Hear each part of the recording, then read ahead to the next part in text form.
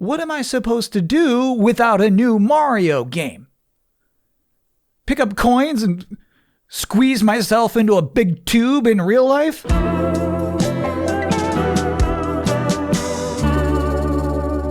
It's been a little over 1 week since the big Switch 2 Nintendo Direct, and at this point, a lot of the initial highs have worn off and the initial lows have settled in. Nintendo Switch 2 comes with 256 gigabytes of internal storage. We've gotten new information and new information on the new information, and so I'm left today with 5 stupid questions.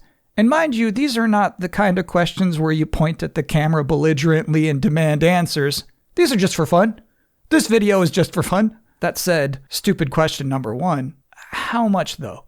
And unfortunately, I don't think anyone on this planet currently knows the answer to that question. That's what's kind of wild. Probably a lot of multinational businesses out there stressing these past few days. Here's a fun little time capsule for people watching this video in the future. So CNBC posted this video this week, but it was recorded on April 2nd, same day as the Nintendo Direct, same day as a bunch of US tariffs were announced. The interviewer dutifully asks if tariffs were factored into the launch price of the Switch 2. Nintendo of America President Doug Bowser says, nah, we didn't consider tariffs into the equation.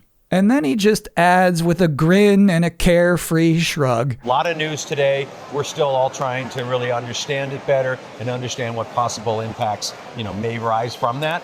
But nothing I can really add to, today's discussion around pricing. And then immediately after that, they have to edit in pre-orders for Nintendo Switch 2 in the US will not start April 9th in order to assess the potential impact of tariffs and evolving market conditions. Release date stays the same. Pre-order date, who knows? Just give us a minute, please, is what they said. And what's weird is that pre-order delay story actually got some relatively mainstream attention. Nintendo has delayed Switch 2 pre-orders in the United States over the Trump tariffs. What? I need my Nintendo.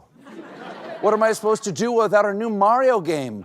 Take a bunch of mushrooms and jump on turtles in real life? That's what got me banned from the petting zoo. I should have worded it like that. That's funny. Anyway, I just want to reassert that this is crazy. It is wild that 1 week after the initial price announcement, nobody's really sure what the US launch price of the Switch 2 will be, or maybe even Canada too, but realistically, it is the least concerning element of any of this. So let's do a fun stupid question. Stupid question number 2. Is that the tiniest L button in history? Here's a funny clip from 2017's Switch 1 presentation. They fit in the palm of your hand, just right, like this, and they feel very natural. No, absolutely nothing about that looks comfortable. The Joy-Con slip-ons do appear in the 1-2 Switch trailer. It's an immediate concession that no, actually, the Joy-Cons are not comfortable to hold in adult hands. Sorry about that, but also here's a little 1/3 of an inch extra to hopefully alleviate that. And then parents across the world had to say, kids, what'd you do with the slip-ons for the Joy-Cons? And they got to say, Mom, I have them right here.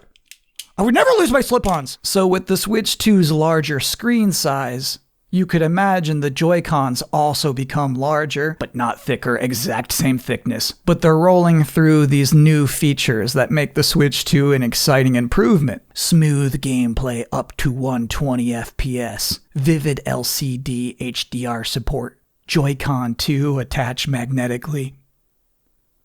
Cool. And then bigger SLSR buttons. And look at those bad boys. They made those as big as they possibly could. No slip-ons necessary. Though, there are still slip-ons. It's for when you want to use the Joy-Con as a mouse, but also it's the only way to add a wrist strap to it. Seems clear at this point that Nintendo is hyper aware of how important big old shoulder buttons actually are.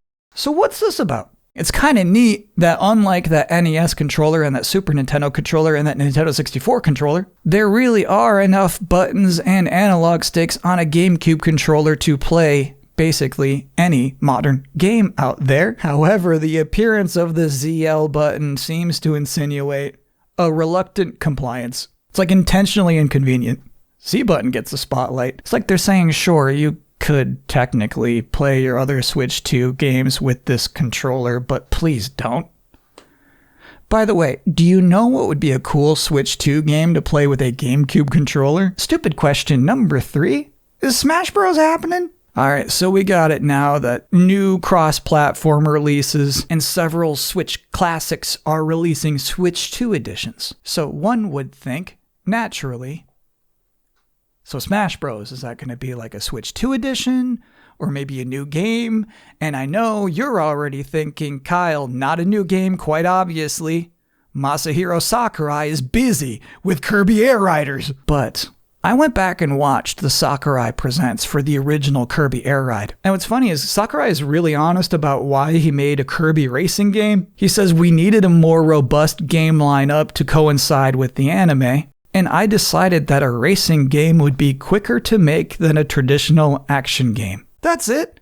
He just wanted to bang one out. He just wanted to make a quick little game. Now, it turns out, before he was directing this game, they worked on it for a full year. Couldn't even get a single warp star to work right. At the behest of the lead programmer, Sakurai steps in then as director. They rebuild the game from scratch. It's done 3.5 months later. Shouldn't have to remind you, this man is no joke, best in the biz.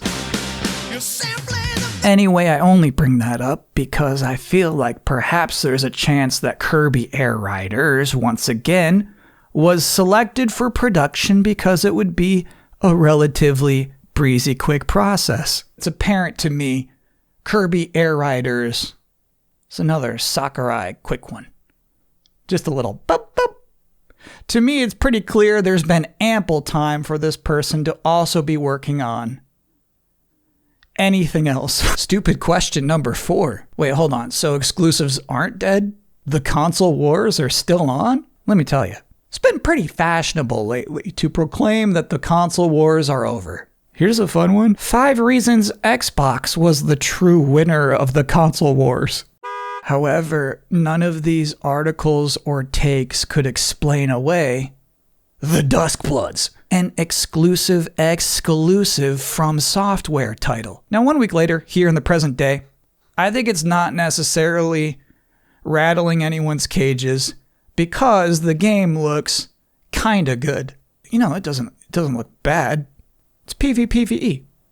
It is what it is. But it's a title that Nintendo deliberately pursued a third-party studio to develop exclusively for its platform. In fact, we learned from Hidetaka Miyazaki's creator's voice blog that Nintendo originally had approved this project for the Switch 1. Hard to believe, but it's been in the works for a while. And then another thing we learned since last week was at the end of a video titled The Godlike Roguelike Returns, Hades 2, Creator's Voice, Nintendo Switch 2. It ends with the grand reveal that Hades 2 will be launching first for consoles on Switch 2. This was later clarified to also include Switch 1. Sorry we worded that poorly, it'll be on both. Again, that means that Nintendo came out there underhandedly, competitively, paying money to an all-star indie game to stay off of its competing platforms, the Xbox and the PlayStation,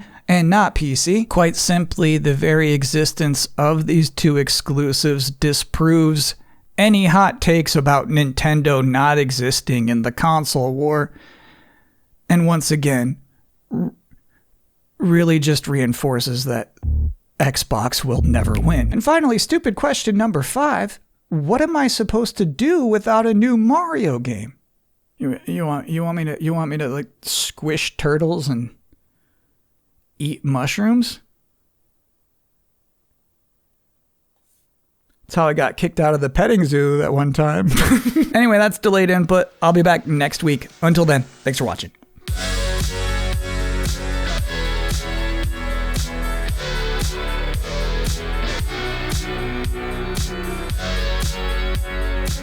As we kick off a brand new season of delayed input, there is a bit of outstanding business to deal with. Now, when I did my top 10 most anticipated trailers, I said a lot of things, and now I have to own up to some of them. My number 2 most anticipated trailer was whatever's at the end of April's Nintendo Direct, which it turns out, very obviously, was worthy of great anticipation. And actually, at the end of my Switch reveal, hot takeaways back in January, I was so sure that they would make a 3D Donkey Kong within the first year of the Switch 2 that I bet on it. If I lost, I'd have to end every video with this. And if I won, I'd be able to buy this Lego set, guilt-free. Nobody could judge me for it. Now here's the thing, I won that bet very clearly. But I've been making video game bets for a long time. It would be poor form to cash in on it before that game is actually released. Rest assured, on July 17th, 2025, I am expecting 2 treats. But anyway, back in January, when I was talking about how this Direct could possibly end, I did say this. You could watch every movie in the year. You could go to every concert. You could witness somebody rescuing a dog from a river. And a new Sakurai directed trailer will still be the best thing you've seen all year. And as it turns out, the Kirby Air Riders debut trailer was not that good. Heck, not even better than the Minecraft movie. So, let's just kick that can down the road. Maybe the next trailer will be the good one. Sakurai knows how to make a trailer. I know he knows.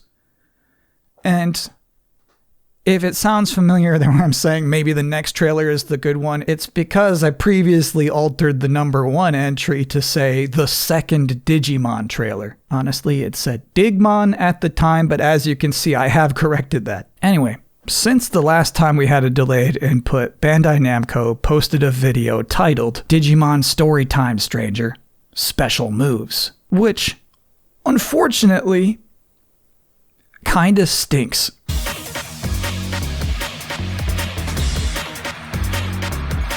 However, you need to know that it was unveiled during Digimon Con, which was a live, almost 3-hour event that, yes, was extremely weird. I now need every single Digimon song in jazz style.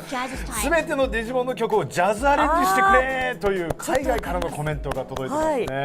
かっこよかったからね。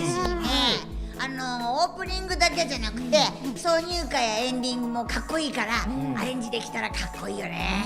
I do not agree. But also, that video that we talked about, that clip, really, that wasn't a trailer, that was compiled footage. Do we understand each other here? What I'm saying is that Digimon Storytime Stranger has not let us down yet. The next trailer is going to be the good one. It's going to be spectacular. It's going to be better than Kirby Air Riders.